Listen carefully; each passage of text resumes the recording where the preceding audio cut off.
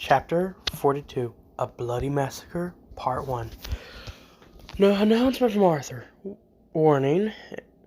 Just wanted to give you guys a warning. Starting from this chapter to the entire Eastern Empire's arc, there will be a lot of killing and carnage. It will be described how a person is brutally killed, and it won't be pretty. If you can't handle it, I advise you not to read it or listen to it in my case. If you feel like you can handle it, knock yourself out with reading it. I advise, again, to read, or in your case, if you're watching this over YouTube, listen with caution. Back to the story, the Eastern Empire were going at full force from the start, because it was deemed necessary to do so to Demon Lord Milim Nava and the Storm Dragon Valdora, assisting Demon Lord Rimiru. The strategy was to use all their cards the Empire had from the start to crush their enemies. All soldiers, along with the Emperor Buddha himself, were on the battlefield. The Imperial Knights, along with all single digits, were all with the Emperor Buddha. At the northern side, near the nation of Ingracia, Gladion led his camp, which consisted of about 700,000 soldiers with different magical beasts and airships. The armed corps, which was led by General Kodgurio, was stationed at the forest which led to the armed nation of Dorgon. The corps consisted of 200,000 armed tanks, 5,000 flying airships, and 1 million soldiers who were marching on foot. The rest of the corps were in the Jura Forest, heading for the nation of Tempest. In the air inside the Jura Forest, we see a big airship which is big enough to contain about 30,000 troops. Inside the chambers of the airship is a king-sized throne room. We see Emperor Rudra sitting down by his marshal, and behind him are Lieutenant Kondo and Damrata. The army of the Eastern Empire was overwhelming, and their boosted enough power to conquer any continent. It was with confidence that their attack on Demon Lord Rimiru, despite all the rumors about him and his nation.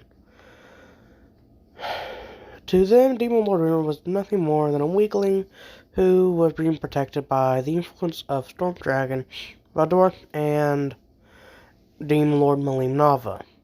Emperor Rudra looked at the marshal, whose identity Vilgren, one of the true dragons in the world. Do you think this military force is too much for Demon Lord Rimiru? Demon Lord Rimiru is not the problem. The problem is my little brother and niece, who are supporting him, though we already have a plan for my niece if she interferes, Vilgren said while leaning down on Rudra. Rudra smiled. Then I will leave Valdora to you, and I and the single digits will deal with Demon Lord Rimiru and his men if they interfere. That's a good plan, Rudra. We will conquer everything for you in order to win your game with Guy Crimson. Rudra smiled and brought Vilgren closer to himself. I can't wait for this game to end. At Dorgon's entrance, General Kaguro have never been this happy before in his life. He was inside the HQ tank, which was in front of the armored tanks. He was very excited because his soon conquest of the Dwarven Kingdom. The Kingdom of Dorgon, King Gazal, the King of Dorgo. The King Gazal was the one whose name has reached even the Eastern Empire. He is a Saint-level opponent whose strength is said to be that on the level of Saint Hinata. It will be a great honor to take his head, and Kagura was sure that his name would go down in history if he succeeded. The Kingdom is said to be an impenetrable fortress that specializes in their defense. But that meant nothing to Kagura. He has 1 million soldiers with him. On top of that, he has 2,000 armored tanks that are at the ready, and about 5,000 airships with him breaking down the walls of Dorgo of the Dorgo Kingdom was a matter of time. General Kaguro looked at his lieutenant. Give the word to the airships to rain down their anti-magic missiles to destroy the magic barrier that surrounds the kingdom of Dorgo. After that is done, inform the magic tank to destroy the walls of the kingdom so we can begin the invasion. As you wish, sir. The lieutenant bowed and prepared to carry out the orders given to him. Please wait, sir. There is a person in the front of the Dorgan Kingdom's gate, one of the network observers said. Who is it? Is it Gazao, King Gazao? Kagero shouted. No, sir. It is an Oni in red clothes. According to our intel, his name is Bimaru. He's the right-hand man of Demon Lord Rimiru, another network observers told him. Must be an envoy that was sent to negotiate between us and the Demon Lord. Let us hear what he has to say, Kagero said. Bimaru leisurely walked up to where the Eastern Empire's army were. He was commanded by Rimiru to go and annihilate all soldiers that were stationed in Dorgo. Rimiru instructed him to offer them a choice to retreat. If they agreed, he was to return, but if they refused, he was to annihilate every last one of them and leave no survivors. Milimar was confident that he can get the job done. After all, he's strong enough to defeat an awakened demon lord in a fight, and this is him not having an ultimate skill. This fight should serve as training for the real fight that is yet to come. Milimar stood opposite of the enemy war tanks. My name is Bimaru, and I am the right-hand man of Demon Lord Rimiru. I have been instructed to offer you 2 choices: retreat with your armies or die. Those are your only 2 options. General Kaguro could not believe the arrogance of this. Bimaru, he put the sound magic on loudspeaker before he began. Tell your Demon Lord to go to hell. Fire the tanks at this arrogant creature. The armored tanks began to fire their magic shells at Bimaru, but the stream of black flames erupted from the ground and blocked all the shells. But a stream of black flame erupted from the ground and blocked all the shells. I guess this is your answer. Then allow me to end all you at once in the name of Demon Lord Rimiru, Bimaru said as he drew his sword and covered it in black flames. And then the massacre began. Bimaru, who is above an awakened demon lord in power, is no joke after all. The Eastern Empire bore witness to his powers. Bimaru sent a single hell flare in the air, and it exploded and took down 1,000 airships. The Eastern Empires were shocked by the attack and began to fire all kinds of magic bullets and bombs at Bimaru. But it didn't stand a chance. Bimaru used his speed to appear in the middle of the army, which took them by surprise. There Bimaru began to butcher the soldiers, with his speed which was faster than light, and his sword which causes black flames to erupt from a single scratch. The soldiers could not stand a chance. In less than a minute, more than 500,000 soldiers have been slain by Bimaru. The magic tanks all pointed their shells at Rimiru, who was still massacring the soldiers, and began to fire at him, not minding their comrades were still there. Rimiru sensed them with magic sense, flew up in the air, and saw the entire magic tanks from a bird's eye view. He raised his hand in the air, and multiple hair flares, appeared in the air around him, which he sent to the direction of the magic tanks. When the hell flares impacted on the tanks, when a hell flare impacted on a tank, it caused a massive explosion of black flames, which sent out heat all over the battlefield. The explosions vaporized all the magic tanks in one fell swoop, and the heat wasn't able to melt 300 airships, which caused them to explode. Luckily, the HQ tank was as large as an airship, which retreated as far back when the battle began, or it would have been destroyed as well. After the explosion died down, after the explosions died down, the 2,000 armored tanks have been destroyed, along with about 400,000 soldiers and 300 airships. This is not counting the 500,000 soldiers that were slain in the beginning of the battle. It was complete chaos for the Eastern Empire's army. General Calgaro couldn't believe what he was seeing. In fact, he suspected that something was wrong with his eyes due to how ridiculous what he saw was. In an instant, more than half his military might had been wiped out by a single individual. He couldn't believe that the evidence was right about him. He still has about 4,000 soldiers, 700 airships, and about 4,000 tanks, 700 airships, and about 100,000 soldiers, but it was only a matter of time before they were all wiped as well. He didn't know what to do. General Kagura, I implore you to allow us to retreat. We cannot beat that monster, his lieutenant told him. With the powers of that monster, do you really believe that he would allow us to escape? We need to make our stand here, Kagura said with a sad voice. I guess I will go, a soldier who entered the command room said. Kagura looked at him with hope. Commander Minute, I'm glad you are here. With your powers, I am sure you can beat that monster. Leave him to me, General. I'll make him pay for what he has done, Minute said before he left the tank. Bimara landed back on the ground, looked at the destruction his attack caused. The entire forest was a wasteland and the ground was burnt. Not bad considering I was holding back more than half my powers. As Bimara was watching the forest, he raised his sword and blocked a slash that was heading for his head. He turned around and saw a soldier in a navy uniform glaring at him. And who might you be? Bimara asked him, as he increased the heat of his flames that covered his sword, which caused the sword of his opponent to melt.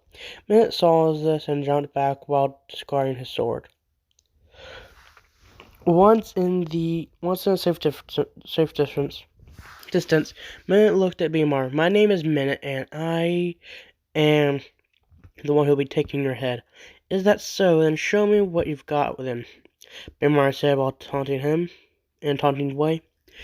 Minute brought out a second sword and rushed at Bimar. Minute was confident that he could beat Bimar because of his unique scare air vacuum, which allows him to turn the surrounding air around him into a shield that blocks all magical and physical attacks. This unique skill and his strength, Minute has won many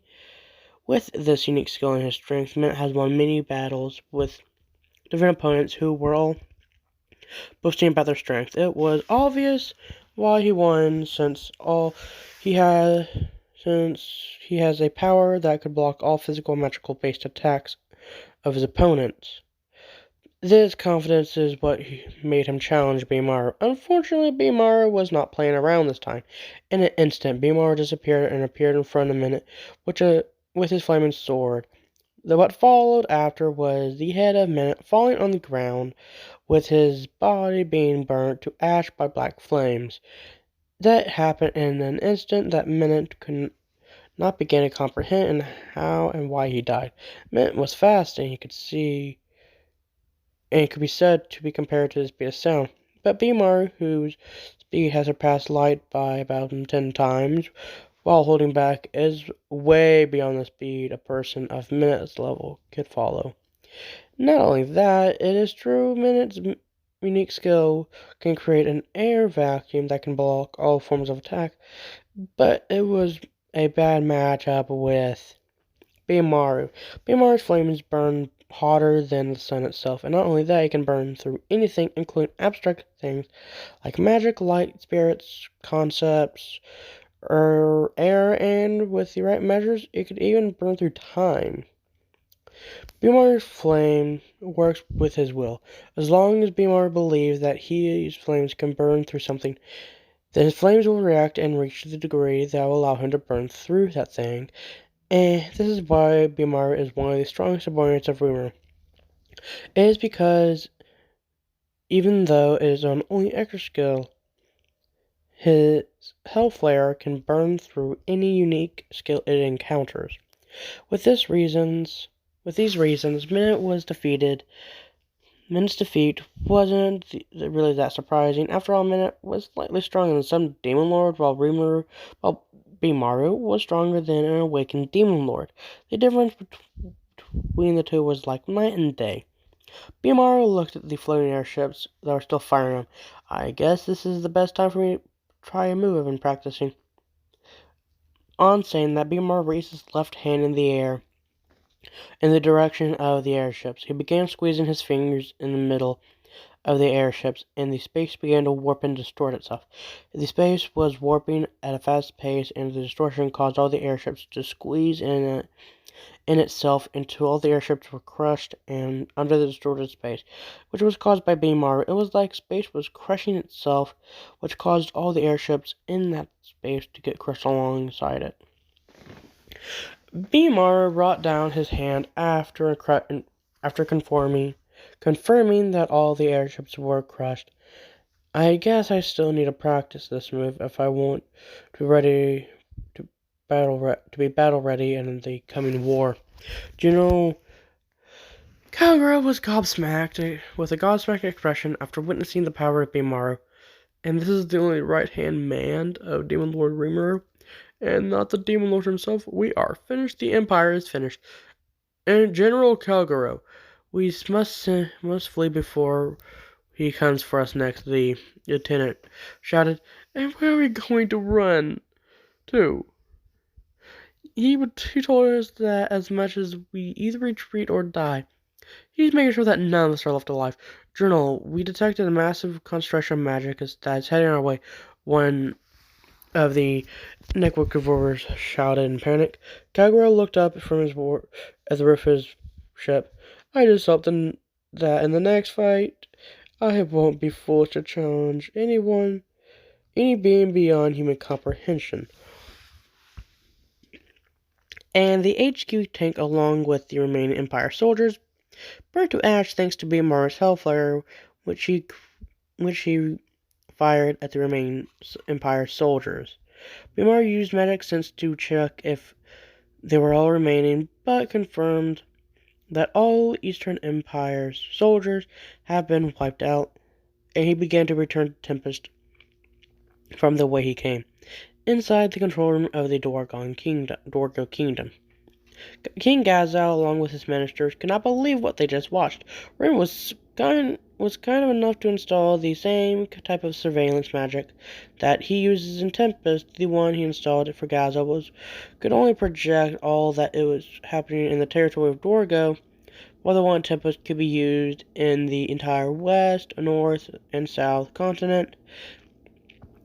With this surveillance, Gazal and his ministers were able to see all that happened in the battle with the Eastern Empire's army and Beimaru, who was Rimiru's right-hand man. The Eastern Empire's military power was quite fearsome indeed, and they had succeeded in attacking Dorgo. Then the kingdom would have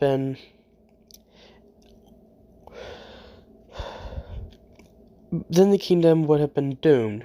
Gazal was able to sense several guys who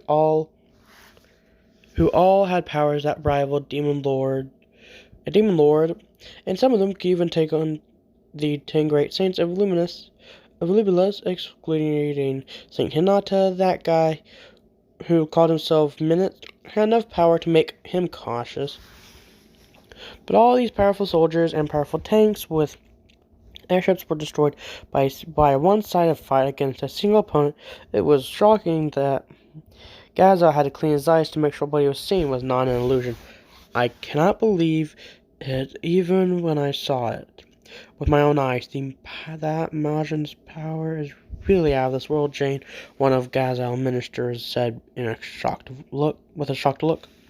I knew he was a demon. I knew that he was Demon Lord Rimiru's right-hand man, but to think that he is this strong, the leader of the Pegasus Knights said with shock. I checked about him, my king, and it is confirmed that all Rimiru's warrants have gotten an increase in power. A female spy of Dorgo said to Gazal. The result is obvious, and Rimiru and his subordinates are preparing for a war with incredible opponents. He informed me that he would not be participating in the fight because of the rules set before the war, but his men are ready to fight, and we have been training our soldiers in preparation for the war that will come. But if our enemies are as strong as that Majin, we will have no hope left unless we rely on Rimiru's subordinates. Gazal toward him. My king, the Pegasus Knights are all as strong as B rank, with some of them reaching A minus. They can face any opponents that will come during this war. We still have you, my king, the leader of the Pegasus Knights said to Gazal. Gazal left. I may be strong, but even I am no match for that Milim. I might be able to deflect some of his flames, but against that space magic he used, I stand no chance. No, my king. Surely you can create a counter for it. You are as strong as Saint Hinata. I'm sure that you can beat that Majin. The ministers were all saying this, but Gazal knew the truth. He might be as strong as a saint, but he is no match for Rimiru, and he alone can never fight that military might of the Empire. But Rimiru single-handedly destroyed all of them in such a short time. The difference between his powers and Rimiru's is like heaven and earth. There is no comparison at all. What truly frightens me is that Rimiru has so many strong subordinates who are as strong as that Rimiru fellow. It just thinking about it makes me shiver, Gazal said to them.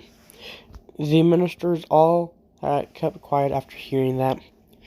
They prayed in their heart that Rimiru would never become hostile to the world, because if he does, no one can stop him, both him and his subordinates. Note from author.